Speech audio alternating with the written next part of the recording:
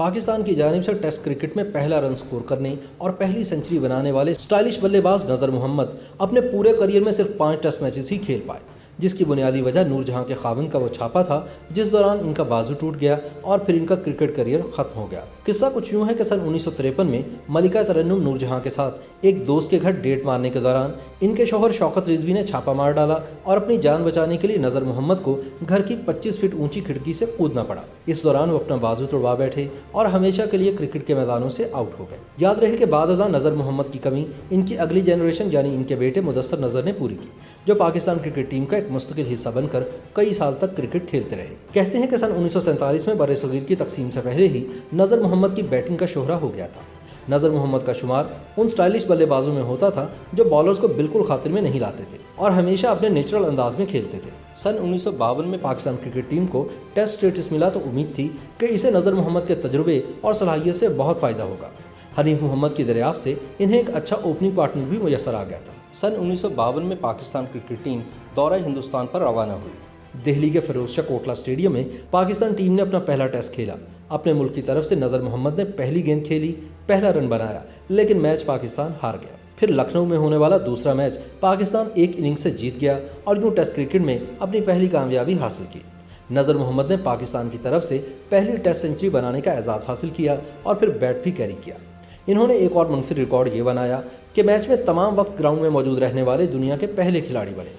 نذر محمد کے bat carry کرنے کے 30 برس بعد ان کے فرزند مدثر نذر نے ہندوستان کے خلاف سنچری بنائی اور باپ کے نقش قدم پر چلتے ہوئے بیٹ بھی کیری کیا۔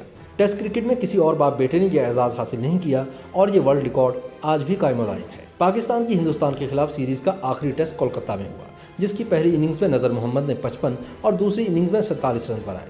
اس وقت کون سوچ سکتا تھا کہ یہ ان کا آخری ٹیسٹ ثابت ہوگا۔ اس وقت یہی نظر آ رہا تھا کہ ٹیم کو ایک لمبا عرصہ ان کا ساتھ میسر رہے گا، لیکن ایک عجیب حادثے نے ان کا سفر کھوٹا کر دیا اور وہ صرف 5 ٹیسٹ میچوں میں ہی پاکستان کی نمائندگی کر کے کرکٹ کو خیر بات کہہ گئے۔ کرکٹ کے نامور مبصر اور لکھاری ڈاکٹر نعمان نیاز نے اپنی کتاب دی فلکچویٹنگ فارچونز میں لکھا ہے کہ نذر محمد کے ساتھ حادثہ پیش نہ آتا تو وہ 10 سال مزید پاکستان کے لیے کھیل سکتے تھے۔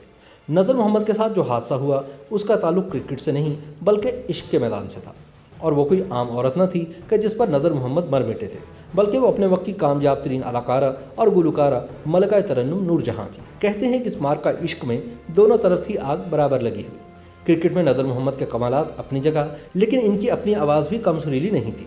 دورہ ہندوستان میں انہوں نے ایک محفل میں آواز کا جادو جگایا تو معروف گلوکار طلعت محمود نے بھی ان کی گائیکی کو سراہا۔ کہا جاتا ہے کہ نور جہاں کی ان کی طرف کھینچے جانے کی ایک وجہ ان کی سریلی آواز بھی تھی۔ ممتاز موسیقار فیروز نظامی ان کے بھائی تھے، اس لیے فلم نگری کی فضا ان کے لیے اجنبی نہ تھی۔ خوبرو نوجوانوں سے دوستی کی شوقین نور جہاں کے ساتھ نذر محمد کے مراسم شاہ نور اسٹوڈیو میں پنجابی فلم چنوے کی فلم بندی کے دوران استوار ہوئے، جہاں ان کا آنا جانا رہتا۔ یہ فلم نور جہاں کے شوہر شوکت حسین رضوی بنا رہے تھے۔ یہ سن 1953 کا سال تھا۔ اس فلم کے مکمل ہونے کے بعد بھی دونوں پیار کی پینگیں بڑھاتے رہے۔ اسی دوران لاہور میں سیاسی صورتحال کی وجہ سے ہنگامے شروع ہو گئے۔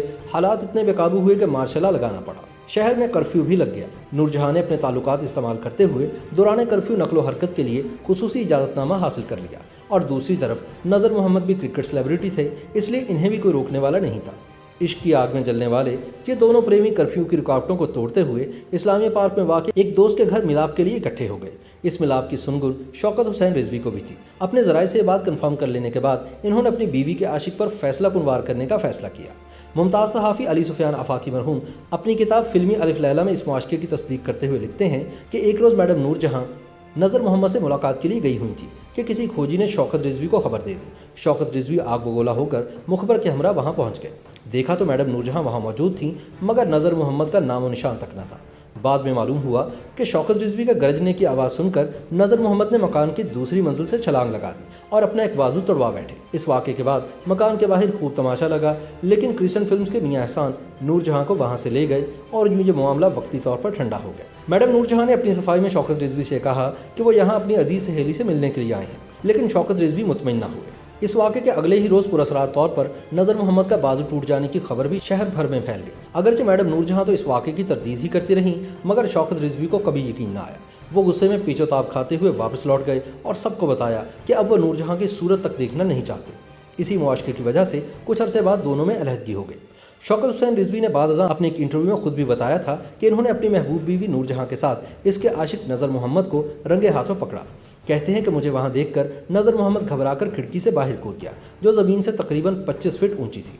शौकत रिजवी के बकौल उस वक्त अगर मेरे पास पिस्तौल होता तो मैं नूरजहां और नज़र दोनों को गोली मार देता।